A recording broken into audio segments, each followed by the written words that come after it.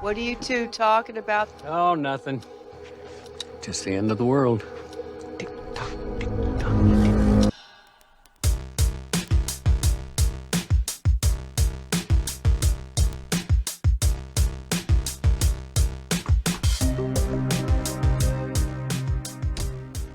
Welcome, everyone, to Who Pods the Watchmen. I'm Grant. I'm Clay. And we are your companion podcast for the Watchmen HBO miniseries.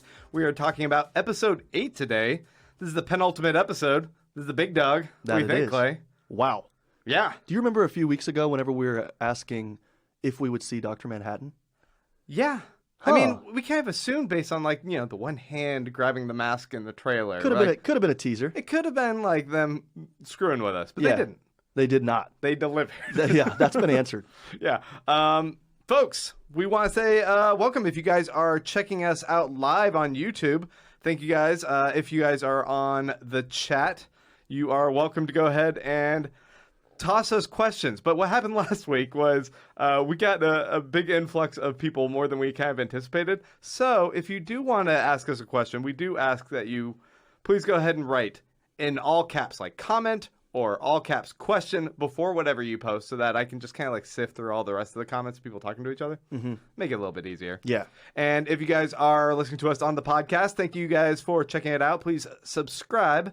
And if you want to help us out, a great way to do that is to go to iTunes, give us a 5-star rating, write a little review. There's been people out there who give us a 4-star rating, Clay. Good Lord. Why? Out of 10 stars? No, out of 5. But I feel like people think it's the same thing as like an Amazon review, like their opinion, like really like it's going to weigh the scales of the market or some shit. No, you're just kind of fucking over like little podcasts like ours. Just don't be a dick. Give us 5 stars. If you want to put your criticism in there, fine. But give it the 5 stars. Yeah, but a 4 out of 5 is an 80. Like, I'm pretty happy with a B-. I think it's a dick move. I'm happy with a B- in my life right now. Also, by the way, if you don't stop the cataloging at just question or comment, feel free to say, mispronunciation, wrong, jerk, whatever. We'll take it all. Just help us out. That's completely fair. Yeah. Yeah. Folks, we are going to be talking about episode 8, like I said. One other thing, patreon.com. Patreon.com/Who Pods the Watchmen. It's the other place you guys can help us out. If you have already given that 5-star review, you want more enriched content out of your life. We love doing extra mini episodes. We'll post additional content throughout the week, both to the public as well as exclusive content for our patrons. So if you go to patreon.com/Who Pods the Watchmen, there you can make a per month pledge. Give us $2 a month, $5 a month. Not really asking a whole lot. It's everyone chipping in. That's cumulative. That's how that works. Kind of weird to ask him for that, though, whenever there's only one more episode. There is one more episode. Yeah. But is this the end? Good. Nothing ever ends. Nothing ever ends. Fuck yes, Clay. Wow. Nothing ever ends. And that's right. We won't end either. We're going to keep potting about the Watchmen. We're going to just talk about the episodes as if we're going to write our own new episodes. Probably also move on to Transformers and then the Karate Kids. Maybe I don't know. Ninja Turtles. There's a whole world out there. Yeah, of 80s references. 80s updates. I was actually thinking of the more recent Transformers. Oh, no. Yeah. I don't think I want to do that. I'm kidding. Yeah, no, we're definitely going to do something, and it's going to be fun, so please follow along. And anyway, let's get to this episode, because it was a humdinger. Let's get to this episode. This was episode 8 called A God Walks Into Abar, and it's notable that it was initially called A Bar, 2 words, and after last week's episode, they updated it, and now it's Abar, like the last name, Angela Abar, A-Bar. And this is directed by Nicole Kassell, who did the first episode, the pilot episode. Written by Jeff Jensen and Damon Lindelof. Jeff Jensen was Doc Jensen for years, writing on Entertainment Weekly. He wrote like all these articles about like reviewing TV. And it was like one of my go-to places for Lost. I would go there and he would like write all these good, great, crazy theories and stuff. And I guess he made buddies with Lindelof doing that. Because then he worked on Tomorrowland with him a little bit, and now he's doing this. So there's a chance for you. There's a chance for us. We could make it. Right. He's going to watch this podcast and be like, those two. Yeah. Pluck them. Bring them on over. Yeah. It's the dream. All right. So let's go ahead and jump into talking about this episode. The premise was Angela's mysterious past in Vietnam is at last revealed. And that's all they really say. Yeah, that's all they have to say. So, without further ado, hot takes. Hot takes. What you got, buddy? You know, I just loved it. Like, I absolutely loved it. I think it's the episode that we've been hoping for a few weeks, and I don't want to say it came, you know, too late or anything, but it was awesome. I mean, it was fantastic. It was great to see Saigon again. I think that was so much fun to see. Was it last week, I guess? Yeah. Right? And it was kind of fun to see the evolution of that.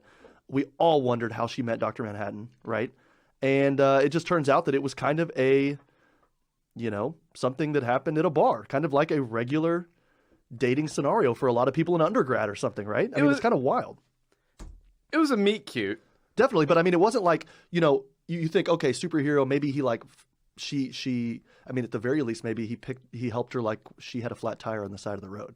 You know what I mean? But no, she's just sitting there having a beer alone. You know those sleazy dating cheat code things that some guys do? Oh, It's yeah, like, yeah. Know how to, like, say all the right words to smooth a woman. Negging. Yeah, and get her into bed. And I feel like Dr. Manhattan was, like, the ultimate expert on that. He's For like, sure. I know your future, so I know I'm going to be able to get you into bed. But I mean, it only works if it works. Yeah, but Otherwise, you're a jerk. If you say like, well, this isn't, you know, this isn't your favorite song yet, but it will be. such a cheat There's a code. lot of trust involved in that. Is it smooth, or is he completely charmless because he's just operating off of what he already knows? Speaking of that, wasn't it wild to see how Cal, I mean, I don't know the actor's name, I apologize, how he changed his mannerisms and everything to just, I mean, it was awesome. It was cool seeing that. Yeah. My hot take, I thought this was a lot of fun. It definitely plays off of issue 4 of the comic book, which is all out of time sequence as John Osterman, Dr. Manhattan, is reflecting on his life and bouncing backwards and forwards through time as he's experiencing things all simultaneously. I think this conveyed a lot of that same point and the same really intricate and curious and intriguing kind of storytelling that you want from that, while offering something new that really started threading a lot of the pieces and mysteries together. It was great. Like, we know quite a bit more, I think, about what the end game is or the machinations that led up to this. I think we had a lot of questions before and like, oh, okay. Yeah, and thinking back to the comic book, in the episode today, did it kind of convey that all-time, all-at-once thing for you better? Watching it on TV? I mean, it did for me. Yeah, I think how they're able to juxtapose things simultaneously. Yeah. It really worked. The TV medium is just a lot easier to do that. You know, it's so funny because we did the discussion on the movie, and I had watched the ultimate cut of that movie, Zack Snyder's movie. And what he did was it's a very faithful adaptation of a lot of the scenes from the book, but he introduced this animation sequence for Black Freighter in the ultimate cut, and that completely doesn't work in that movie because when having something so starkly different in medium, like the comic book sequence was, and the animation, you're not overlapping scenes. You're not getting that juxtaposition of how the comic is relating to the real world and the real world's relating to the comic story. And this episode here was able to achieve what the comic does a lot, and like you're saying, maybe even more so in how it kind of plays with that back and forth with those scenes. Yeah, of how time works. Yeah, I thought it was really well done. I did too. It was a lot of fun. It felt organic. Every scene lasted for as long as it should have, and I loved it. I mean, you never felt lost. I think sometimes in this show we felt lost, and there's that's kind of by design, right? I found myself at times a little bit like jumping the gun because I think Dr. Manhattan would drop some clues here or there about like future events, and I'm like, wait, are they going to address that? What was that? What was that thing? What about the egg? He mentioned something very briefly about this egg before I created the egg. What is that? Yeah. And then we end up seeing that all in good time. Like, okay, fine. And also, when you see the egg, you think back to episode 1. So you're thinking, okay, where's it going to go in this episode? And also you think back to episode 1. Just like I think we talked yesterday, and I think maybe that's on Patreon. Yeah, we did an episode yesterday, and the audio was a little hot, so I just decided to make that a Patreon exclusive Yeah, intentions were good. so that we didn't get more 4-star reviews of people going, "Oh, that audio's hot." Yeah. But no, I mean, we talked about butterflies and elephants and stuff like that, and kind of the imagery and symbolism. Yeah. And so, of course, right when we see the butterflies there, of course, the wheels start turning, and you're thinking about that. So it was kind of funny watching this episode because you're right. Every time he would kind of drop a hint, you're thinking, when am I going to see that in the episode coming up? So I might see it in 5 or 10 minutes. But you're also revisiting, 5 or 6 weeks ago, 7 or 8 weeks ago. So this episode, was so much fun because it was kind of like a greatest hits. Yeah. And it was a greatest hits for just the Watchmen universe as well. And it was fan service, but it didn't feel cheap. Like, I know I've been dying to see Saigon. I've been dying to see Angela as an adult, kind of, but before she got to Tulsa. Right. And we got all of that, and it was just so fun and so well done, and none of it felt... I mean, a lot of the dialogue could, like you said, could have been, like, smooth talking, felt really cheap. Like, it works in the writer's room. It works on paper, the back and forth, but whenever you get it on camera, it doesn't work so well. But this, whether it was just the acting or the pacing or what, everything worked. It was a lot of fun, and great episode. I fully agree. You ready to dive in and dissect it then? Let's do it. So, I always like to start with the title sequence. Yeah, you do. How the titles come in. You're a cover man. And with this one, we have the Watchmen in neon lights. Neon lights like a bar sign. Yeah. As this is taking place in a bar. And it starts off yellow before it shifts to a blue color. And then the M light fades out. Foreshadowing of Dr. Manhattan's death. Mm-hmm. And I thought, I at the beginning when I watched it, I was like, I wonder why the M goes out. That's a little curious. Right. What's that about? Right. But I like that part of the importance of doing this series is it does tie back into the original and is ultimately a death of Superman. It's the death of Dr. Manhattan story. We get what happened to his life and where it ends. Yeah. And I thought it was a good emotional payoff. So absolutely. How that all played out, I really liked that sequence. And this one's a little bit weird do you want to go through this linearly, like how things happened, even though it's jumping backward and forward It's in time? tough to do Or do you that. want to try and go through their chronological order of events? Ooh, let's do that. Do you want to try that? Yeah. I feel like we might miss some stuff, but we can try it. When have we ever not missed some stuff? I'm skeptical. I feel like we shouldn't do that because I'm gonna totally whiff here. So you just kind of tease me. I teased you. Yeah. And I'm backtracking. Yeah, no, that's fine. Let's do it. Yeah, let's do it. I mean, All right, I'm so just here. We start on the streets of Vietnam, and we see Dr. Manhattan walking through a parade. They're still having these annual parades, which seem almost like this charade if there's resentment by a lot of the people about what Dr. Manhattan represents. Mm-hmm. And we even see someone's graffitied a big yellow dick on him in the mural on the background. Uh-huh. And I was just like, we always talk about the big blue dick, and there's a big yellow dick. Well, it's funny because I think that was the same mural from last week, right? But now it's just been... Instead of saying murderer? Some time has passed, and so there's been even more graffiti now. Yeah. And then we have the guy who's peeing against the wall.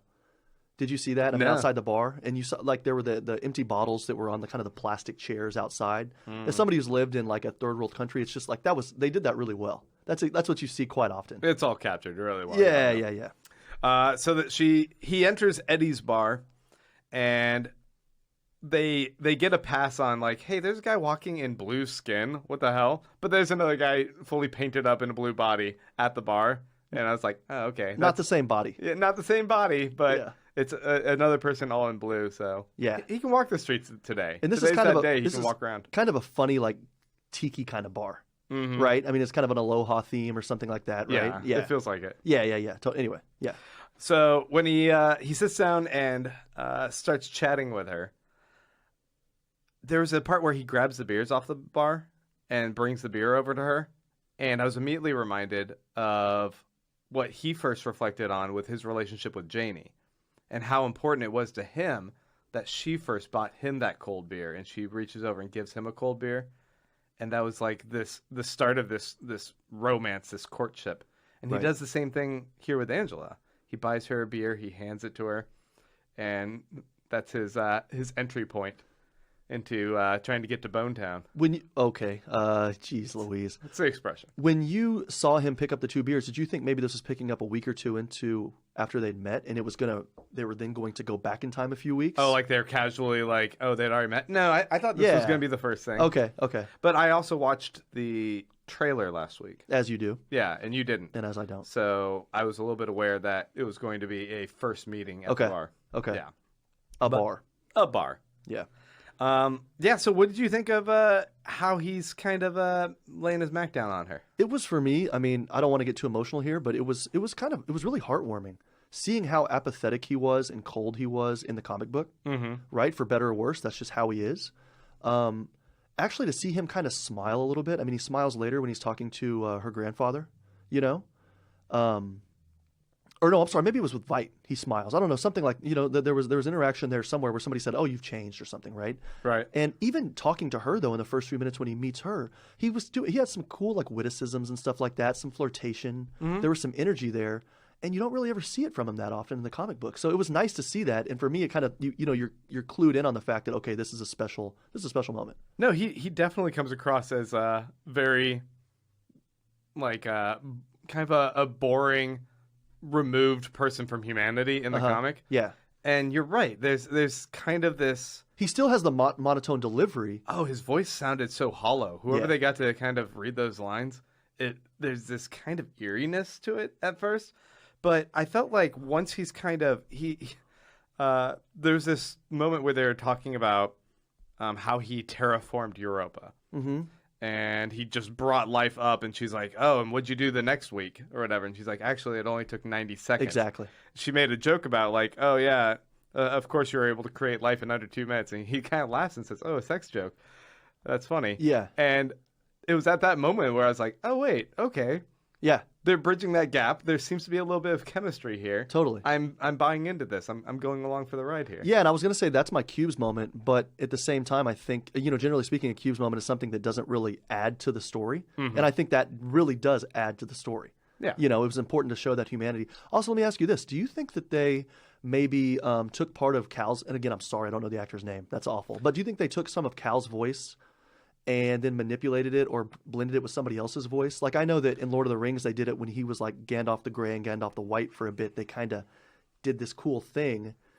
Yeah, Yahya Abdul Mateen is Cal. Okay. And I'm not sure if they did that. That would be really clever, but I just feel like they got some other A totally guy. different dude. Okay. In fact, I was looking on IMDb. I was trying to figure it out. And there is this one character, or this actor, Corey J. Grant, who's listed as Phillips DBL. Phillips Double. Oh, okay. I don't know if it's a stunt double that got like top billing on IMDb currently. There we go. Or it could have been he's just playing the body of this guy. I don't know. Yeah. Anyway, yeah. No, I thought so. Back to your question, the interaction was lovely and it was fun to watch. And you're right, there was kind of some buy-in right there. Once we heard the joke, it was like, okay, I can watch this. This isn't scripted. There's a reason she's going to get with him, and it's not just because he's a superhero, right? Well, from there we get the first kind of flashback, and he talks about his childhood. Well, he talks about terraforming, I guess, was the first real flashback. But then he starts talking about how he brought in this manor house, and she's like, well, why would you bring in that house? And now we get the explanation for what this castle is and why it was significant. And that is that it was this house, which was essentially a halfway house for him when growing up Jewish in Germany, he and his father were trying to flee the rise of Nazism. And they ended up in this manor in England before they came over to the U.S. Mm-hmm. And it, I guess, had a really lasting impression on him where he felt safe and comfortable there. Yeah. And I thought, it's a beautiful story. And how that also evolved into him meeting the original prototypes for Miss Phillips and Miss Crookshanks as his Adam and Eve of his new place. Yeah. It was kind of cool. It was cool, and again, it humanized him, right? It humanized him, and it was this very coming of age kind of story of him, like first seeing them having sex, and this was like it's something that's so human and had such an impression on him that like now that he's this kind of cold and removed person, you see part of his heart still like bleeding into things, and that he does have this love of humanity. Yeah. Yeah, and it wasn't like this, like, it so easily with a less talented writer could have turned into like a raunchy episode or something like that, right? And that's kind of a coming of age of a different sort. But instead, what he views is something that, is described as, and is like beautiful and joyful and kind of celebrating your partner and the relationship you have with them, and this idea of creation, which, as we know, creation and maybe kind of making order out of chaos could kind of be two of the things that he values most. And those are the two things that maybe drive him. He has the watchmaking side, and then he also has this creation side. So it's kind of interesting seeing the interplay with those, because with creation, you have to have the spark, and that spark, you don't really know where it will take you, right? It's just kind of faith, and you have trust in it, and you like where it's going. Exactly. But then order is kind of this different thing where you're imposing your own will on it. And so it's weird to see him kind of play with those two things that are inherently opposite, Yeah. And that's what he's kind of doing. He walks into the bar, and you're right. He makes these jokes with Angela, and in a way, he's asking her to have some faith, and hey, just, it's just dinner. It's just tomorrow night, it's just dinner, right? And I wonder where they went for dinner. Italian? Sushi? Oh, okay. I don't know. I bet they would have good sushi. What would he eat? He's the guy who fishes babies out of the water. Not for food. I don't know. Or is there an ultimate cut I haven't seen? What did Pedia say? When she's talking about, you're going to be like Zeus and turn yourself into a swan or some shit to try and like get laid. I was like, he does fish babies out of the water. There's something weird going on. That's not far off. Yeah. He could. I don't know. So when they give him a Bible as a gift, as a shut the fuck up about seeing us try and hook up in the room, they essentially say this is an exchange, not for his silence. Like, that's what I was assuming they were going to say. But they want him to go to America and at some point in his life create something beautiful. And I thought that was, it was actually like a really kind of heartwarming moment of like, these are people that presumably are the ones who live in that manor, right, who've rescued all these people, right, and are like Schindler. They're bringing them and trying to help them get to escape that horrible reality that was going on in Germany. And they're also like really imparting on them that like you have to do something beautiful with your life. And I guess that's something that stuck with him. And in a way, he wanted to create something beautiful, and he attempted it in Europa. But do you feel that's what he really felt was something that he created was beautiful? I think it's a relationship with Angela. I think we come back to his relationships, and even, the penultimate issue of the comic book. What saves everything is his relationship, right? That's why he comes back. He doesn't stop the 3 million deaths, right? No. Again, he's apathetic to that, or maybe he kind of has this weird deal, and I think it's an interesting thing. We can go on about that, which we won't hear, but, something happens, and you just think, why can't you do something about it, right? Yeah. But, again, he does have these glimmers and these shimmers of humanity, which make all the difference for him. Yeah. Yeah. So we come back. She's trying to be like, are you even this real guy? Glow for me. Do something. And he says he doesn't want to do anything to prove to her who he is, because he wants her to agree to it while being unsure. Yeah. And I like that. Yeah, he's Clark Kenting it. Yeah, in a way that's like, I want, in a way, to still be straightforward with you about who I am, but if you enter into this with that doubt, with putting a little bit of faith that it might be or might not, but you still are just interested in me for me, that's what's more important to me. Well, when you go into a bar here in Austin, yeah, some of the times I'm lucky enough to go into these bars with you. You don't walk in and tell everybody that you're on the award-winning Beerus podcast. Shut up. You just go in, sit down like a regular customer, a regular patron, and then the free beers come. But sure, you go in there just like a regular guy. This does not happen. So it's the same. Ridiculous. It's the same kind of thing. You know how that feels. Yes, it's just like that. You're making me blush. But yeah, no, I mean, that is important. And you're right that in his last relationship, it was important that someone else brought him the beers, right? Right. And here he's thinking, I want to do that for someone else, which again is a really human thing for him. Here he's actually putting himself out there. Last time he kind of enjoyed the attention he got in his previous relationship, but here he actually sees somebody who's lonely, who's crying out for a family, as he talks about, right? And he thinks, hey, this is actually, and you're right. When you asked me, a few seconds ago about, was it Europa or was it the relationship? I think he went and did all this stuff. In 90 seconds, he created a world. He terraformed, right? Yeah.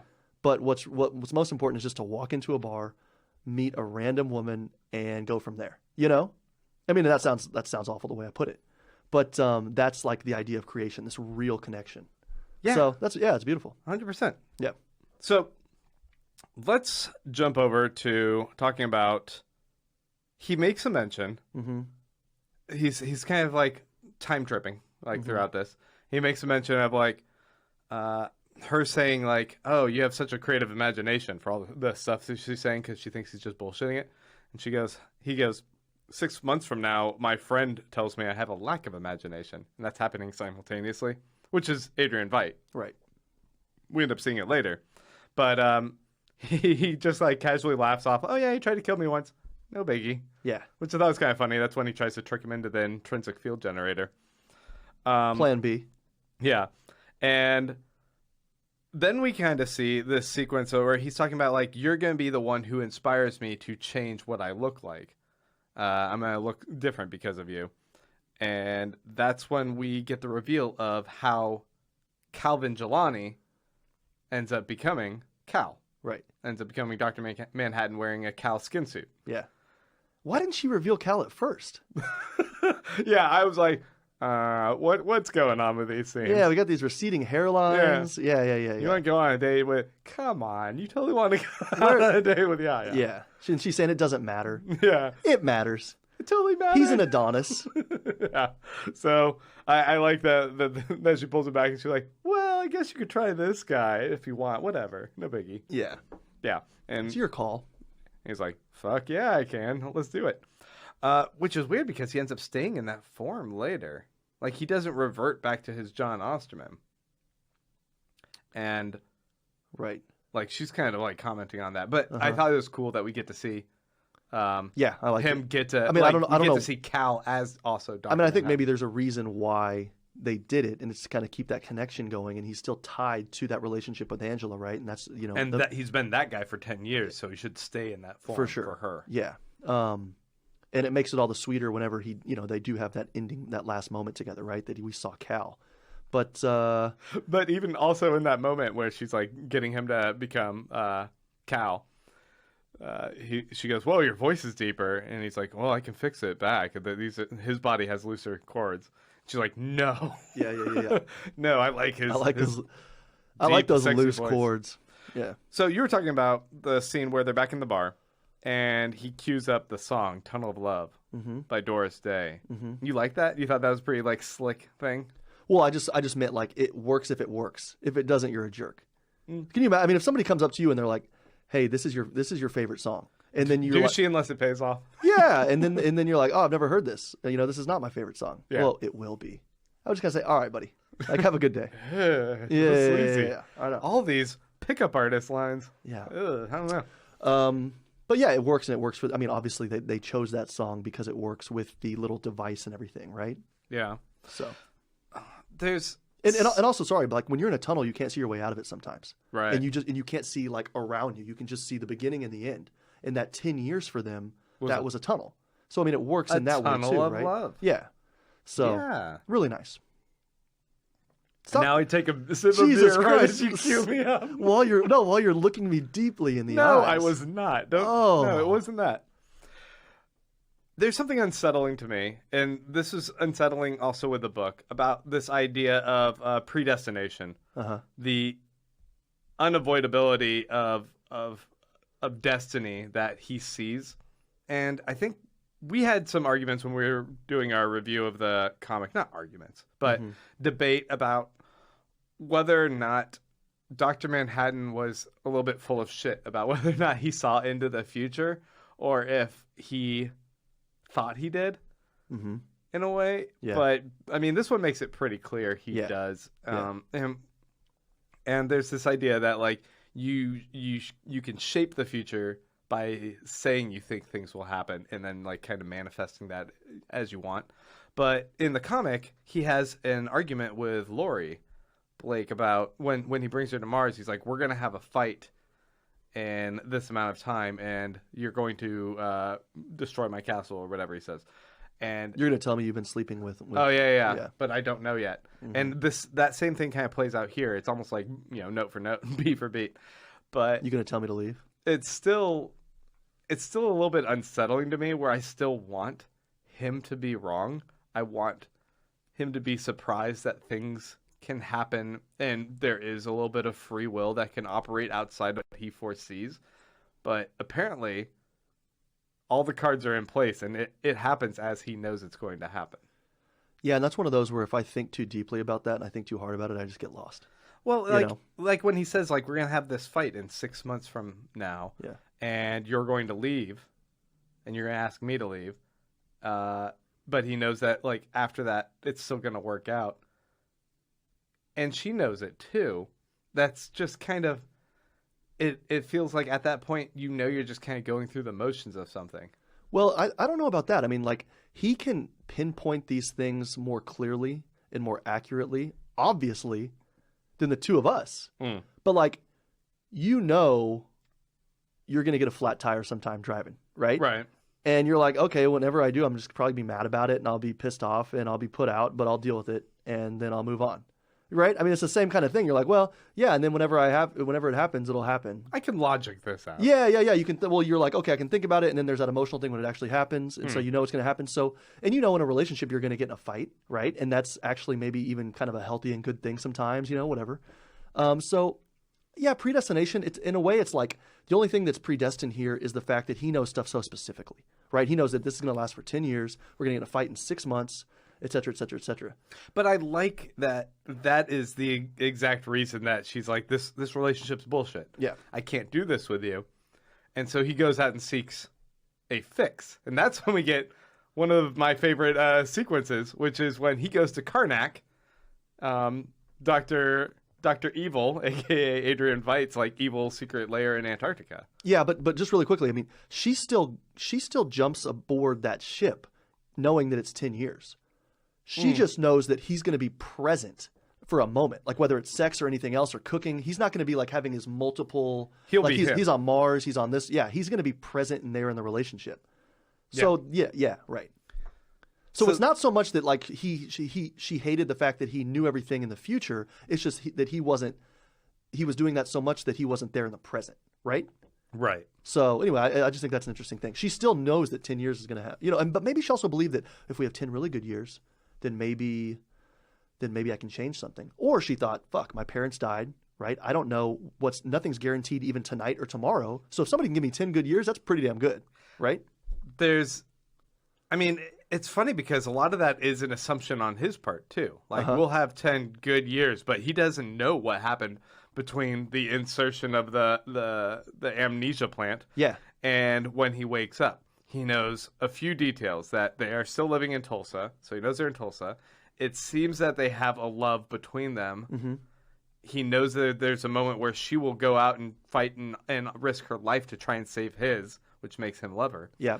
But also that they have 3 kids. Like, he knows those details, but he doesn't know if, like, he didn't know about the White Knight, about, like, almost losing them, like, the tragedy that ends up bringing those kids into his family. Uh-huh. Like, yeah, he knows the Wikipedia article, but he doesn't know all the meat inside it, right? He knows just a few little bullet points, right? Yeah, so I mean, it's a leap of faith for both of them, which is what's so nice about it, and he's like this omnipotent God, and yet he has to make a leap of faith, and so does she. So anyway, yeah, but really interesting. But she had no choice in the matter. She had to say yes. Of course, yeah. I guess that's where I'm like, all right, let's move on. We go to Karnak. We go to Veidt's Antarctica temple, and he's cranky. He's watching his screens as, like, some of them are shutting down. He's still operating off of 1980s technology. Maybe update the space a little bit, buddy. Mm-hmm. Especially since he's like a multi-billionaire, presumably, at this point. 2009, that's around kind of the flat screen.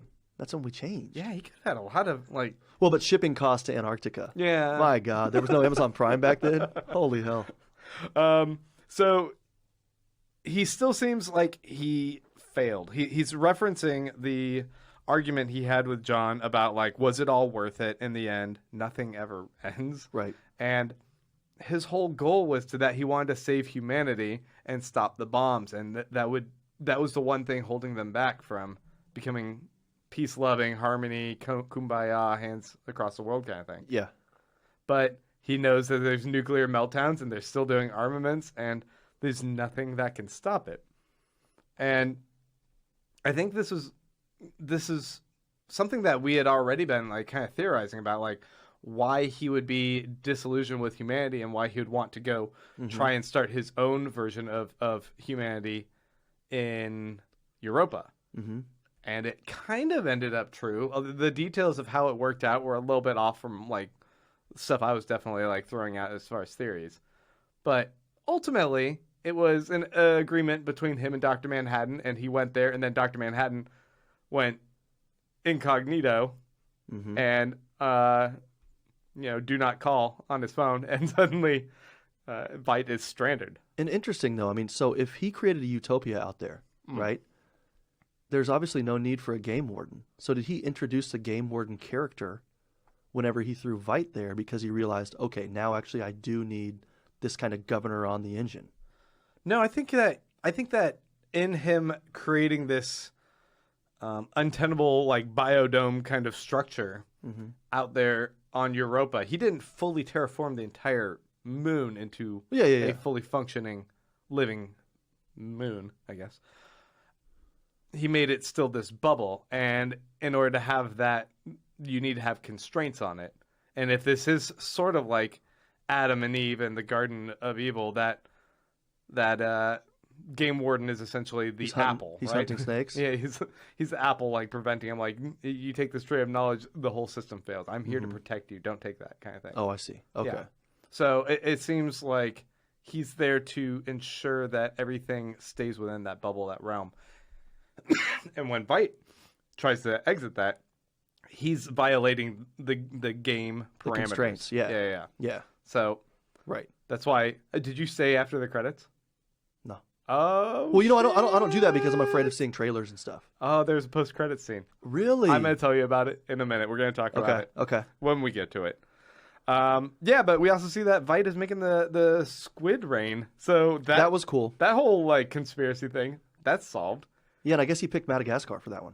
Yeah, he's. Did that look? Was that it? Was that where it was? I think it was. Yeah, it looked like it. He's just kind of picking different places, and he's just like, squid rain there. And he uses like old circuit breakers, like he's working for Ma Bell back in the 1920s. Yeah.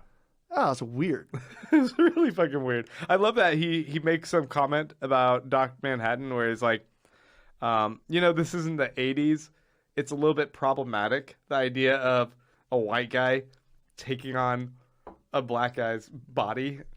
And I think that's like them addressing like, yeah, we know we did this. And that could be kind of taken the wrong way. But Dr. Manhattan is he's not a human anymore in a way. I mean, we argue like he is, but he's also like really distant from it now. He's a god, and it's weird. Yeah, I don't think this was like a God. I'm sorry, this is awful. I'm blank. What was the movie before Us? Oh, yeah. Well, nope. I don't remember it. I don't remember. Come on. No, I could check in the chat anyway, if I wait a few seconds. All I mean to say is this is not that. This isn't like a white Dr. Manhattan thinking, oh God, I want to have the great speed and agility and strength of a black man. That's why I'm going to choose this body, right? No. So I don't think there's any problem. Get out. There we go. Yeah. So I don't think it was anything like that. I mean, it worked with Angela, and it worked. That's how it was. Yeah. No, I didn't think anything about that. But what did you think about him still living down there? Well, that was the other funny thing. He's like, this isn't the 80s. And I'm looking at Veidt, and I'm like, you got your hair slicked back, exactly. your Miami Vice jacket. You're still trapped in the 80s. Even the way he was sitting in the chair, like with his legs up, lounging back. Oh, yeah. Totally. Yeah, he just did a line of coke, I'm sure, right before. So I guess he did. I guess he didn't make a new Mutant Lynx. No new Bubastis. It's lonely down there. Yeah, he needs a pet. He needs a buddy. Ugh. He ends up getting buddies. He does. He gets a little too many buddies. And that's why he doesn't have buddies, because he murders them all. Yeah. The reveal that it's Veidt, who is essentially like a Tony Stark, who's like, oh, you need this solution to be able to have amnesia? I already came up with that idea 30 years ago. I've been holding on to this little amnesia bullet. Just pop that in your brain. And for me, what's interesting is the whole time I wasn't thinking about the science behind the amnesia bullet.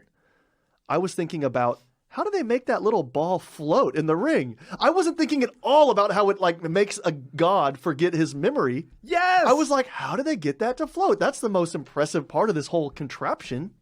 That whole part, yeah. What is this? What is this technology that's suspending it in there? Yeah, exactly. I don't know. I'm so fascinated Are by they it. using these things called magnets? How do those work? Yeah. I felt that when Dr. Manhattan does peace out Veidt over to Europa Utopia, that he wasn't being sincere. He's like, oh yeah, this will be really fulfilling for you. I think he did something that was purely selfishly motivated, which is a little bit uncharacteristic for him because he seems to, in a way, operate in a pretty honest manner with everyone because he doesn't really care about how other people feel. Yeah. But it felt like this is something that he genuinely wanted. And maybe something he genuinely wanted, and he also thought maybe if he does put... Yeah, I don't know. I mean, because he can see the future and everything. Well, no, he couldn't see that. He couldn't see that device. So maybe he did not know, and he wanted those 10 good years, and maybe that was a kind of an insurance policy on the 10 good years. Maybe he did see that device. Well, he didn't? Remember he said, oh, I don't know what's in that box. Oh. He's like, oh, because I irradiated it. Huh? You were taking notes. I was probably taking notes, yeah. Hey, really pretty good. quickly. Yeah. Do you think irons can cry on command like that, or are they peppermint spraying him? I mean, that was like one solid tear. It was awesome. And then he cried last episode as well. Did he cry here? He had remember whenever he said like, "Do you want to go to a place like that?" And he said yes. He leaned forward and a tear fell because that kind of was supposed to convey the fact that he did all this for humanity, and by all this I mean he murdered 3 million people, and no one appreciates. Let's not forget. Yeah, and no one appreciates him, and no one loves him for it, and also there's still all these problems, right? Because nothing ever ends. And so for him, he's thinking, I do want an ending. I do want something like that, and I want to just enjoy it. But again, if life's easy and there's no struggle, it's because you're not really challenging yourself and there's going to be no reward, right? The journey's the reward. So that's what Veidt comes to realize once he starts building trebuchets and launching lemmings. You think that he found it rewarding? Who? Veidt. I think he wanted something like that because he thought, I do want to live in a paradise. I've worked so hard to like kind of mold humanity into something like this. No, he hates it there. He's trapped. Well, he said he thought it was a utopia, but then he realized it was a prison. So he's trying to get out. But I think he genuinely wanted to go to a place like that was perfect because he was so sick of humans. He just wants a puzzle box. He wants a problem to solve.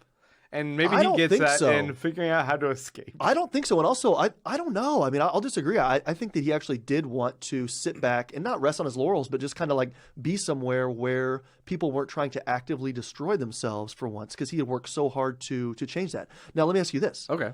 Him crying in the court scene. Also, I just want to say this. I don't look through the comments. You know, I'm not on social media, but I did see a commenter say, are they called commenters? Commentators? Somebody commenting? You really don't know online. Yeah, I'm sorry. Somebody, okay. You call them whatever you want. Okay, thank you. Somebody said he had a wig on. I asked why the judge was wearing a wig. He said it's because it's the English court system. Yeah, I know that. Would you like to give your legal credentials? I've watched TV. You're a legitimate lawyer. But not in the UK or Australia, or Canada. I mean, the Commonwealth, right? But I just didn't know why in that scene, you know. I would have also loved to have been like, well, never mind. I'm not going to say that because it might be offensive. But I was going to say, you know, if I said something like, why were there pigs running out? Why was the pig the jury, right? Well, it seems like everything now we understand is based upon 1930s English people prototypes, and they're bringing their culture to this utopia. Yeah. No, okay, really quickly though. So my question to you was, now that, I mean, I saw him cry and in this episode, and I thought that tear was because he's so desperate to just be somewhere where it worked out. Because remember, his question to Dr. Manhattan at the end of the comic was, does it end okay? Like, when does it end, right? Right. Okay. So if he's desperate for that ending, right, where it works out and people aren't trying to kill themselves and everything's hunky-dory. Okay, so he gets to that place and then he realizes, ooh, this is a prison. There's no challenge here. This sucks. That's why Dr. Manhattan didn't like it. Now I do have my puzzle box. I got to get the hell out of here, right? So when he cries at the courthouse last episode, right, episode 7, does that kind of reinforce the fact that maybe it was because Or why? Do you think it was because he was crying out of joy because he knew he was about to leave? Or do you think he was just so like, God, I've put so much work into this. You know, these people were supposed to be, this was supposed to be my heaven and it's my hell. And I'm so sad about it. I mean, why do you think he cried in the last episode? When remember the pigs are coming out and everybody's saying guilty. Oh, guilty. That's right. Yeah. I don't. Or could have been a melange of those, right? I kind of took from it that he just felt finally exhausted. He was running with this fuel and this drive to really kind of take over, and he was going to use these people as his guinea pigs to an end. He had an end, which was escape. But now he's been stuck for a year. He finally did his big move, which was escape the atmosphere, arrange some bodies around, and make a save me shout out, save me D, and then fart in closing arguments. Yeah, but he was stuck for a year doing this trial thing. Yeah, and now it's like maybe he feels just kind of like hopeless. This is just him finally giving up and breaking. I think you're right. Just complete exhaustion. Yeah. Emotionally, mentally, physically. He's just done a ton of work. And he's around simpletons. And he knows that, they're trying to replicate what is humanity. And even then, it gets farcical. Yeah. They can't have a genuine trial. They let the pigs decide and whisper in their ear as if it's Punxsutawney Phil. After 364 days. Yeah, it's like, oh, the pig decided guilty. We're gonna say guilty, and then we're all gonna shout like, oh, we're doing the good job right here for you, right, Veidt? I feel like they were still in a way seeking his approval, and he's just like, fuck, you guys will never be the genuine article because you don't operate with that degree of free will and with that sense of self that you need. Yeah. That purpose. I think that's what he says. Like, you need purpose. Right. Anyway. So, moving on. We got the device. He's got the amnesia device. And he goes to Angela like, hey, you're just going to pop this in my head. But he's got errands he needs to run. Uh-huh. And we're going to jump non-linearly to discuss this because he says he wants to go talk to her father, Will Reeves. And we get this little sequence. Her father? Yeah, her grandfather, rather, Will Reeves. So he goes to New York where Will Reeves is living in Captain Metropolis's old house, which he bequeathed to him when he died. You can look on Peteypedia. They give the last will and testament of him. He gave all of his stuff to him after not seeing him for like decades and decades. But Will Reeves is now living in Captain Metropolis's house. A lap of luxury. Yeah, living the big times. And he just kind of goes in there, and it was this like, it's almost like this this future son-in-law asking for his daughter's hand in marriage in a way, but it's like future grandson-in-law. I thought there was a little bit of a charm to it. I did too, and I also thought it was so interesting the way we saw Dr. Manhattan / Cal sit down across from him, and it was just so machine-like the way Dr. Manhattan would do it. So he's having a tender moment, but he still has that within the confines of his Dr. Manhattan kind of robotic body, Right. It was cool. Yeah. And that whole sequence plays out. Oh man, I guess I shouldn't have jumped the gun. Well, why? That whole sequence plays out with this really fascinating chicken and the egg scenario at the end, because he tells, in modern 2019, he tells Angela, I'm talking to your grandfather right now. She's like, oh, you're talking to him right now? And she's not thinking right now 30 years or 10 years in the past. She's thinking right now. So she's like, well, then ask him, what the hell? Why did he kill Judd Crawford? What's going on with that? Was it because of the robe, KKK robe? And she basically just gave him the motivation to kill the person that she couldn't understand why he killed. Wait, also, how did she know about Cyclops? Did I just forget something about the last episode when she woke up? She knew about Cyclops because she took Will's pills. Oh, shit, that's right. Yeah. So she tripped through all his memories. I was thinking, when she woke up, did somebody else say something about... But how did she know that he... Oh, that's right, because then she did have those memories after that. We were kind of wondering how she did have those memories after... We were wondering when the pills were made, etc. Yeah. Okay, but anyway, yeah. As far as this being a whodunit, and we're constantly asking the question, every episode, Yep. of who killed Judd Crawford, we now have Angela Abar as potentially another person who killed him. And I did not expect that at all, but I thought, what a fascinating, paradoxical twist that they did in the narrative to allow her to be the one giving the motivation to her grandfather to essentially collaborate with with Lady True to kill him. Planted that seed. I just like that was always this question that we had, the whodunit. And now, once again, at the very last episode, I thought, oh, it's a done deal. We know who did it. Yeah. But now we have this extra layer of motivation that she instructed him in a way, or led him down that path. And maybe that's how he ended up from New York back to Tulsa. Yeah. Right? I mean, well, yeah, we were wondering kind of how he got there. So, and it was probably because of that. Clever bit of writing, though. And I do like how he went to he was supposed to be at the theater at that time, right? And that's where he kind of sent the girls, well, and Topher, right? Yeah, but that's the theater back in Tulsa. Yeah. No, I just thought it was, the theater and movies and everything like that have played such a role here. Yeah, and they're back at the theater where the Tulsa riot happened when he was a kid. Precisely. Yeah. So it's all, in a way, coming full circle. Is time a flat circle? Yes, okay. It does seem that way. So we get this little back and forth where she's like, do something special for me when they're back at the bar. Create life. And he creates an egg. And once again, we have this egg as this symbol of life that's carried through all the episodes. And I wonder if the impetus for eggs being a thematic motif, I guess, throughout this season was the idea that the egg was first generated here. Like, they read the story where, like, he would create an egg, or I'm sure they're writing these in order from the first episode on. But I like how that egg makes all the other eggs in the previous episodes a little bit more profound. Well, sure. But the thing is, too, eggs, obviously, throughout history and throughout literature and everything like that, right, can play different roles and have different meanings. I mean, here, I kind of looked at it like, she asked for a magic trick, right? Yeah. He gave her a pretty basic fucking magic trick because he still wants her to fall in love with him just as a regular dude. The second part of that was an egg here is a sign of potential.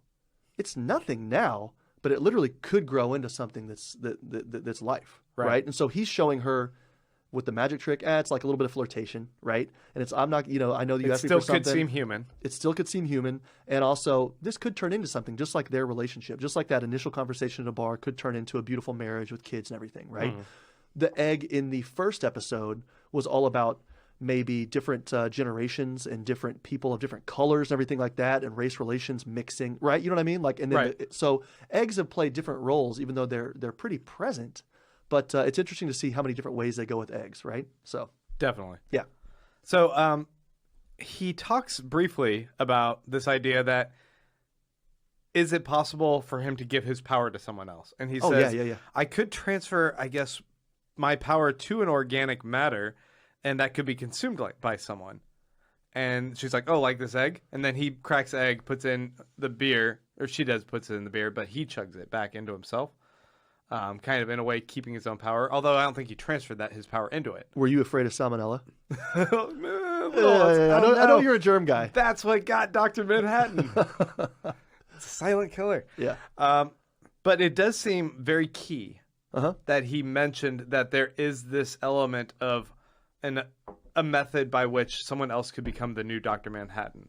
And I wonder if this is leading to us having someone else in the final episode take on that ability.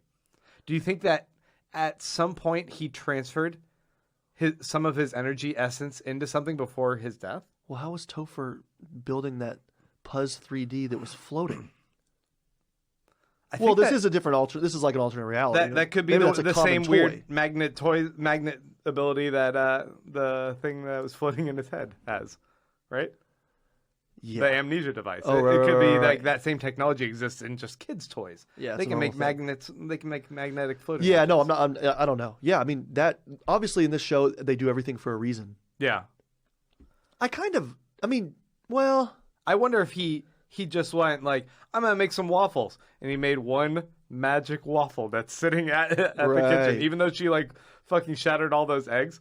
He's like, I don't need that egg actually. I have an egg I manifested from my hand, and here's a waffle for you. You eat that, you become the next one. So maybe in the last episode, she's going to be on her last ropes and see this magic blue waffle. Ew, I shouldn't say blue waffle. Oh, good Lord. I don't know if you know what that is, but that's one of the awful things of the internet. Oh, really? Yep. Can you wait? Take that back. Can you give me just three words to kind of clue me in, but not clue me in, but don't discuss me. Clue me in, but don't discuss me with 3 words. Medical horror picture. Okay, there you go. How's that? Okay, so I'm not searching for that. Don't look for it. Hey, could that though be kind of this thing that Lindelof leaves open for maybe a season 2? Like, yeah, because you're right. After the death of Superman, there was the whole series, which was like really awful, all about the different Supermen and people popping up with different abilities. They didn't know who was the real Superman. Right. I actually don't want that to happen, but he could kind of leave that open as like, okay, season 2.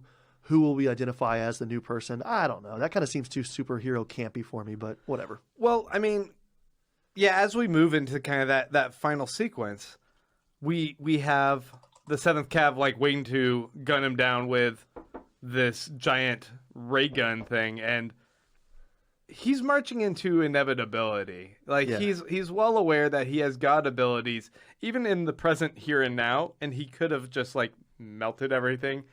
He's a guy who crushes tanks into a ball with like a snap, right? Yeah. So it seems that he wanted this end result in a way, or he was at peace with it. Like, in a way, is almost suicidal, right? And also, his kill shot is just to explode the head, but leave the body. He's like the perfect zombie fighter. It's pretty brutal, Yeah. but effective. Remove the head. He's a great zombie fighter. Yeah, no, I mean, the march, I don't know. I mean, I think also, it was interesting seeing pain on his face. That was one of the few expressions we saw whenever the ray gun did zap him, That was pretty wild. But I just want to get back to your point about who could be the person, whenever she's on the ropes or whatever, who's going to save her and save the day. Come on, dude. Lube man. No. Oh. Wait, who do you think? It's gotta be Looking Glass. Looking Glass? Come on. That's what I'm saying. Like, I don't want her right hand. I don't want someone with a superpower to save the day. If I would love just our- like a regular dude with a weird complex and like a subscription to EDS, extra dimensional security system, to save the day. If she's our Dan Dryberg, then he has to be our Rorschach that comes and like helps his partner. Yeah, shakes his hand a little bit. We remember at the end. Yeah, we remember at the end of episode or issue 12, Dan Dryberg was Little Spoon. Yeah, and now he's in prison. So that just means to say, like, grab life by the balls. Don't be the Little Spoon. Right. Are you the Little Spoon sometimes? Man, let's move on. Too much. I'm not talking about maybe. So what else? Oh, he also says it was really important for him that she sees him on the pool for later. Yeah, I didn't. He's standing on the pool, and he's like, "You need to see this for later," which is important to me in so much as he seems to have an idea of the future beyond his death. Mm-hmm. And I was thinking he shouldn't be able to have any vision of what happens beyond his death because he's aware of all timelines in which he exists. He's able to channel all those memories and live in them simultaneously during his lifetime. But if he's no longer alive, how would he know the value of him standing at that pool for her? He can't Jedi. Like, that's what I'm wondering. The Jedi can apparate and, like, still give wisdom. Can you imagine him looking like a glowing blue ghost? Looks like old Ben and says, "Go." He looks like himself. He's like, "Go." He's like, "Angela, go train with this guy. He's on this faraway, planet, and he's 900 years old. He's 50 years old. It's Baby Yoda." Yeah. Jeez Louise, I that's love the that dream. little guy. What a cutie pie. No, I don't know. And are we going to see that next episode? Like, what's... and I was thinking, okay, maybe she seemed impressed in the bar that he could walk on water. So I thought maybe that was why. Maybe it was a callback to that. But it seemed more significant than that. So I don't know. Was there something in the preview about that? I don't know. The preview, I don't know what to expect for next episode. Really? Because it seems like there is still a lot to address. There's the Millennium Clock. There's what's going on with Veidt and how he might come back to this world. Where is Looking Glass? What's going on with Lube Man? We have so many questions. Let me ask you this. Do you ever pause, like right when the episode starts, to see, A, to maybe get a snack, get a brownie, get a glass of milk, and then B, to see how long the episode's going to be? I mean, we just eat a lot of dessert in my house. Okay. You know? Sure. So, do you look to see like how long the episode is? No, I don't usually look for that. Oh, really? But I do pause a lot to take notes, which ends up putting me a little bit behind the curve when I'm like, oh no, I gotta hurry back over here to the studio. Yeah. But, so, okay, I just mean to say, if let's say you did pause, right? Yeah. And you see that it's, I mean, today was like hour 6. Let's say it's like hour 1, hour 2. Would you be disappointed? Are you looking for like an hour 28, hour 30? for our final episode? Yeah. Yeah, I guess I kind of want it to be long. But hey, if we find out it's long, we need to push it back when we're starting this. Yeah, and next week. with The Irishman, remember, long does not necessarily mean good. Some people like that movie, and they'll try and fight you. Some people like blue waffles. Don't say it. Don't talk about that. I don't know what it is. Folks, if you are watching us currently on YouTube and you want to ask us some questions, I think right now, or you want to make some comments about the episode, right now would be a good time to go ahead and do it. Because we're running out of material. A quick reminder, before you post what you want us to read, write in all caps comment or all caps question, and I'll be able to see what it is that you want me to look at. Otherwise, there's we have 180 people watching right now, so it's a lot of comments. So for hey, me to kind of really sift quickly, through. I do actually have some serious questions for you, just about the next episode and tonight's episode, but I do have a non-serious question that I'll just get to really quickly. Well, yeah, I mean, that's why I wanted to prompt them, give them a little bit while we talk. So because we also have the end credits I need to talk to you about. Okay. So let's say if let's say Dr. Manhattan is gay, okay, is or was, whatever, conditional tense, and he is looking to date somebody who's a lot like him. Like, let's say you walk in, you see these two dudes, you know, this couple, and you're like, God, their life's fucking perfect. You know what I mean? They're both making 6 figures. They both probably have somebody that like does their own lawn care. They don't have to like mow and get allergies and stuff from like weed eating. I mean, now Could he steal that dude from? Well, you want to look at him, right? And you want to look at these two dudes, and you're like, fuck, they have a great life. You know, who is the other superhero that he would be with that would make you think that? I will help you here. This is in the DC or Marvel. Who are you thinking? I don't even want to tell you that. Really? I don't want to tell you that, but it's a really easy answer. A lot of the questions I have for you, there's only one right answer. Is it a gay couple in a comic book series? Is that what you're telling me? I don't actually know the dude's sexual. Well, fuck, now I just ruined it. I don't know there's a guy's sexual orientation, but it's a guy because I did say gay couple. Okay, yeah. that was the whole. So it's a guy. It's a guy. I don't know. I don't know if he's gay. I don't know if it's a gay superhero. Captain America. Nah. Although that's a good one too, though. I mean, Chris Evans makes them. I get it. But I mean, and they look pretty similar. Okay, that's the hint. They look really similar. I mean, like really similar. He looks a lot like Chris. Oh, no, he looks like Dr. Manhattan. Oh, he looks like Dr. Manhattan. Like really similar. Like you could not get more similar. He looks like Cal or Dr. Manhattan? Dr. Manhattan. Blue? He looks like a blue guy? The Tick? I don't know what you're talking about. Okay, the color's different. Silver Surfer. What? You know if you walked into a coffee shop, right? You get your cortado, your cappuccino. You just want to see that. You see two dudes sitting there like having coffee, and they're like reading the New Yorker, giggling, laughing together and stuff, you know, and they're having a good old time. And you're like, they were fucking made for each other. Am I wrong? That's just so crazy. Yes. No, you're not wrong. I guess that would they be a both can thing. like wax and shave their head together. I don't think they have They're to. streamlined. They can just like will their hair to fall out. They can swim like dolphins. No, it's got to be a great relationship. Anyway, that's my non-serious question tonight. We now have that he got blasted by this cannon. Yep. And in a way, the 7th Cavalry's mission was to kill him and take his power. So what is it about zapping him that will allow them to take his power? And bear in mind that they currently have Lori. And a lot of people were thinking, myself included potentially, that's a dumb sentence, that... you don't want to really let us know what you were thinking. Potentially. Why are you so guarded? That she would see Dr. Manhattan before his death because there would be something really powerful about her seeing that ex romance that she had there. But now that he's been zapped, do you think they zapped him from one place to another? Was it that they blew him up, or that they snatched him and now they're putting him in a prison in their warehouse that they have? That's the thing. I have no idea. I would like to see him Because they want to still get his power. Like, they don't want to just blast him away from existence. They want to, like, Ghostbusters, like, pull him in and Yeah. Well, I mean, a little Luigi's Mansion. I mean, I want to see him again because I love the relationship. I love this episode so much. But I think there would be something fitting about him not being reconstituted, but somehow they have his energy or essence or whatever, right? Yeah. Because I hate it when at the end of the day you have this superhero that just comes in and saves everything, right? Like, I'd like to see some more tension. I'd like to see Wade get involved. Also, speaking of people getting involved, Angela just goes out there against 6 or 7, 8, 9, 10 trucks with the fucking handgun. She did put like a sweet Lululemon track jacket on or something, Right. which I don't know why she put that on. Dude, she was a boss. Was it like Kevlar? Like, I don't know.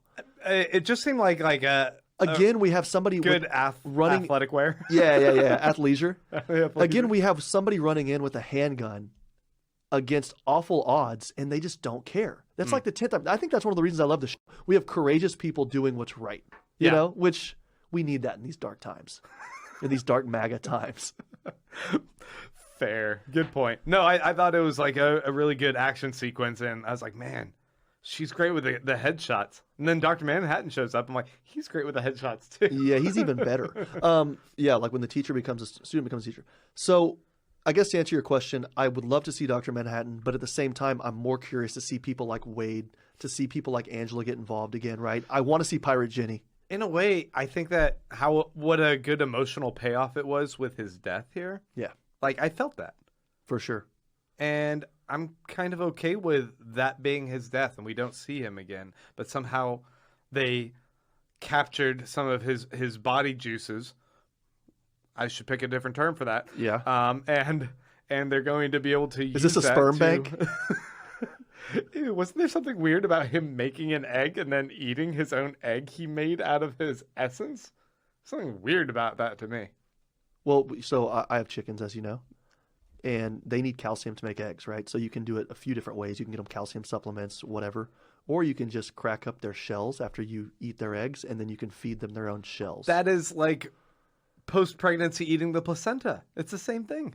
Did your wife do that? No, she did not do that. No, stop. Okay, so there was this post-credits stinger. Okay. It's like a Marvel movie here. Mm-hmm. And this was Veidt's storyline. Oh. And we see Veidt, he's chained, he's strung up by rope in these shackles while everyone is, I don't remember what word they were using, but they were basically saying shame. Or it was like, will you stay here with us? And they're like, no. And they smash a tomato into his face. One by one, all the different clones. They're taking turns smashing tomatoes in his face. It's great. And then it jumps to him in prison in a jail cell. Uh-huh. And the game warden comes in to chat with him and has brought him his cake with the 6 candles on it. Only has 6. And I guess he's been there 6 years. Or 7 candles? I wasn't really sure. The flames were tight. The flames were tight. It was a dense cluster of candles. I was trying to get a good That's count. a good sentence. The flames were tight. The flames were tight. They're talking about like why this place isn't good enough for you and like what you kind of want, and it's this little back and forth. And he talks about how he just wants to get back to. He says his 8 million kids. I want to get back to my 8 million kids. What an exit survey. What an exit survey, yes. But it looks, I don't know what book he was reading. He said, I just want to read this one same book. The guy's like, I can get you another book. And he's like, no, I just want to read this book. And it looked like it was like 1984 or something. I don't know what book it was. But he says, like, I want to get back to my 8 million kids. And I was like, what does that mean? Those his little squids? Is it his squids? Or has he somehow been working with Lady True in his DNA going into the cloning of a bunch of people? I don't know. I don't know what it meant. Oh, I don't like that at all. Ew, I don't like that at all. How creepy would that be? No. Hey, but, are we going to see the comedian next episode? I I doubt it. You posited that yesterday on I our did. awful audio. I Yeah. did. He digs into the cake and he finds a horseshoe in there. They left the horseshoe again, and he holy gets smokes. super excited. Pulls apart this bench to this wall of this old medieval stone jail cell he's in, and he starts just grinding it on the stone. He's like super giddy, excited, like he's going to Andy Dufresne his way out of this jail cell with a horseshoe. And that's where it kind of leaves off. How would he? So that's what you missed out on. But how would he be well? But we do know that he can kind of predict the future as well, right? From the comic, because remember, He's very insightful. First or second issue or episode, he says it's not time for that Yeah. when they give him the horseshoe. So remember, I mean, that was Is that what he that was said? 8 weeks ago. Yes, in the remember they give him the cake. They're sitting there, they're standing there, and then they give him a horseshoe, and he says it's not time for that, and he gets mad. Dude, I don't remember that. But So that's does pretty that because fascinating. now does that mean that he's predicted? Someone said this, 7 candles. does this so mean I he's was wrong. okay? Yeah, you were fucking way off. That's a 4-star review. Flip this table. 7 candles, 4-star review. This is some bullshit. So does that mean that he's predicted this? I don't know. I guess what would that mean? Like, why does he have that kind of insight? He's not Dr. Manhattan. Or it could have been something as simple as him Or is he saying, eating some Dr. Manhattan sugar cubes? "Oh, some nostalgia, some green sugar, some nostalgia." Hey, speaking of that, what's your cubes moment? I don't know. I thought I said something in particular that like really resonated with me. I think I like their chemistry, that chemistry moment. Yeah, but see, that's where they're talking that's- about the 2 minutes. Oh yeah, that The means sex joke, and it's like suddenly there's something clicking between them. I'm like, I'm feeling this. yeah. Mine was just like the awful tiki bar. It's something that you would see like in MASH or something, you Yeah. know, and you know that like the population there, right? The Vietnamese are probably like, God damn, these people come over and they just bring like tiki aloha type stuff with surfboards, you know, like fuck them. Yeah, I like that.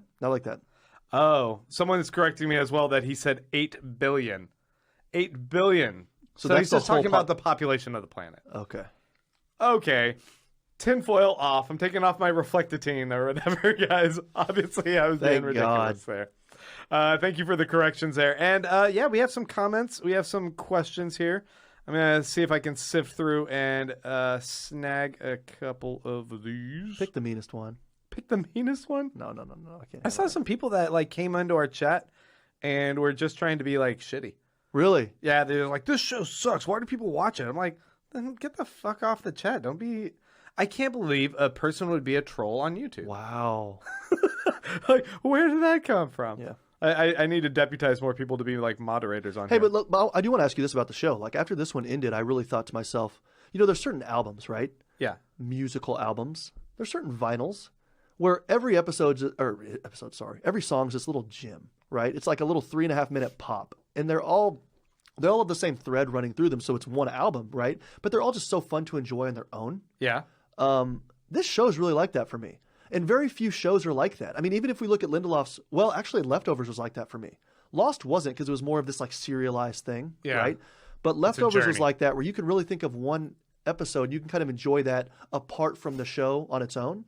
And that doesn't even But mean in that, a serialized show, like there's episodic shows. You can think of Seinfeld and like pick out an episode, right? exactly, but it doesn't work in nothing's the same- developing. Yeah. Yeah. So but it's just even the different styles and different you know, I mean, I don't know what you know regarding like showrunners and stuff like that, but the different writers and everything just all bring their own element to it. And it's just been so fun to watch. Yeah. You know? You definitely get a sense of character in each episode. Like and this- that's got to be the different writers kind of bringing their energy to it. Yeah, like this episode after episode, what was the throwback one, the black and white episode? Was that 6?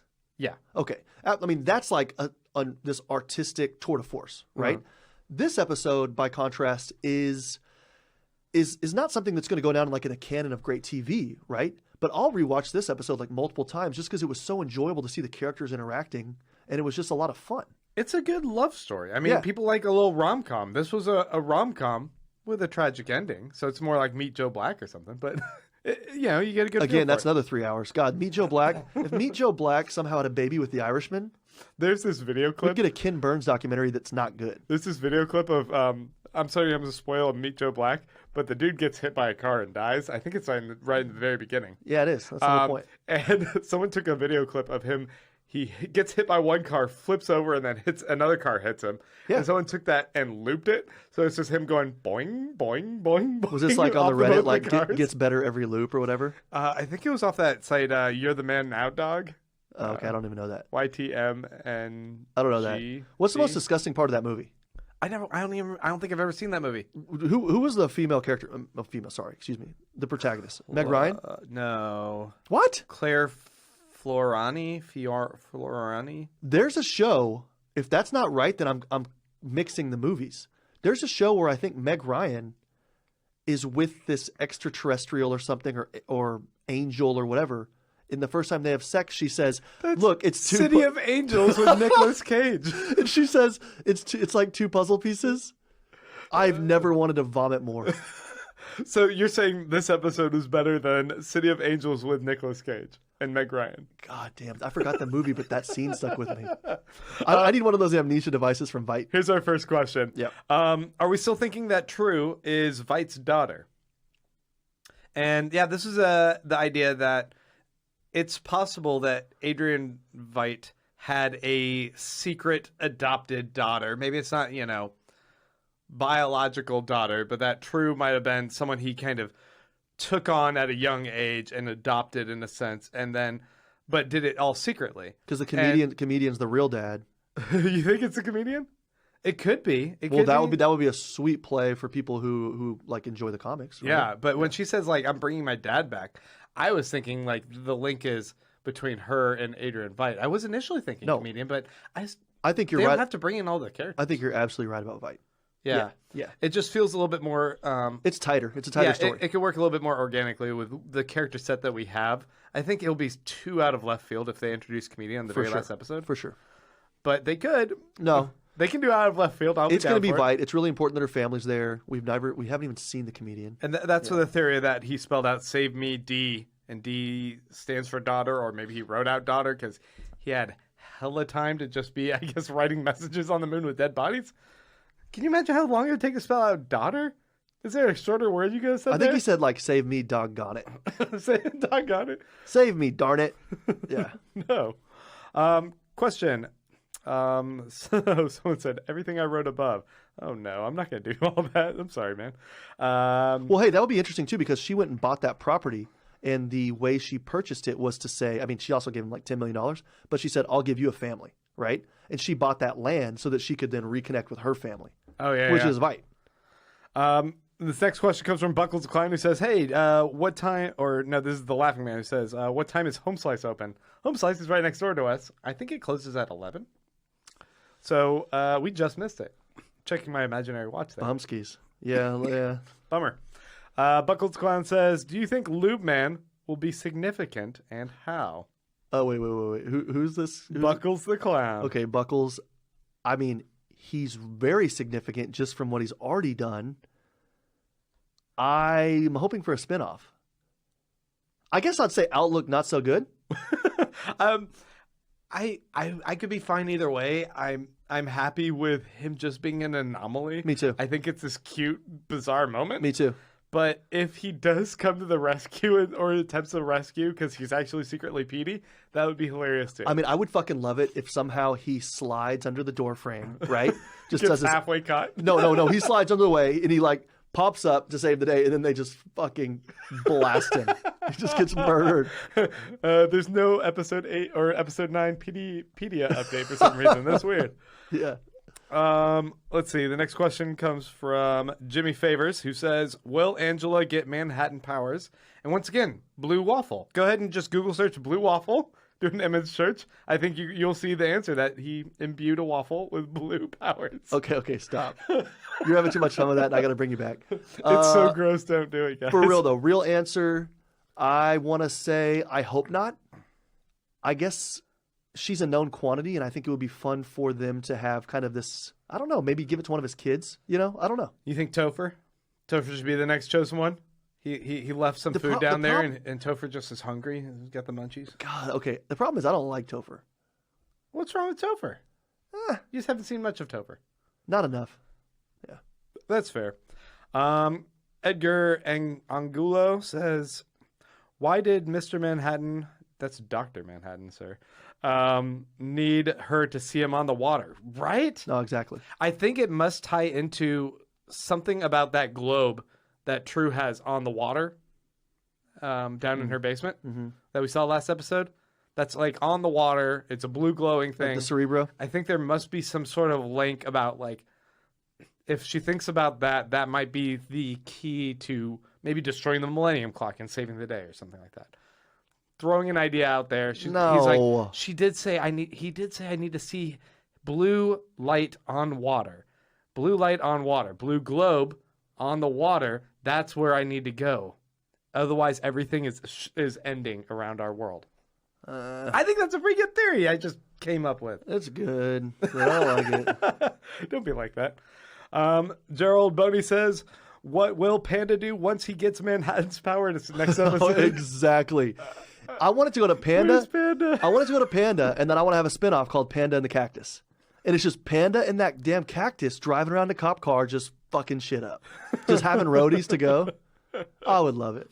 Luke Varner says the walking on water reference will tie into how they take down Senator Keene. He'll be boasting his godlike powers and then get himself taken out in an embarrassing comic book monologue. Nice. All right. Hey, real quick. You know, we usually do like the next to die, or we've done that kind of off and on throughout this whole thing. Every single week we've said that Pirate Ginny is next to die. So the real question is, and I think people should like take bets, right? Maybe who's going to die first? This should be like a charity bet, right? And you can't say a generic seventh cap. No, I'm not doing that. I'm saying, will Pirate Ginny be alive at the end of the show? $1 bet to your favorite charity. If you lose, you got to. Well, I don't know how that works, but if you lose, you got to donate. Either way, you should donate to charity. But I think no, she won't. I think Senator Keene will die though.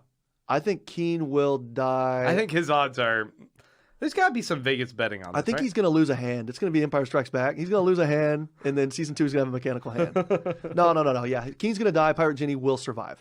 Shell Eye says Topher is different. They have to show us how and why. What is going on with Topher? Yeah, I don't like him. If Topher's building that same castle, hive minding. I don't like that haircut. I'm an Eisenhower man. It's funny. I was thinking about like when I was a kid, growing up as a military family.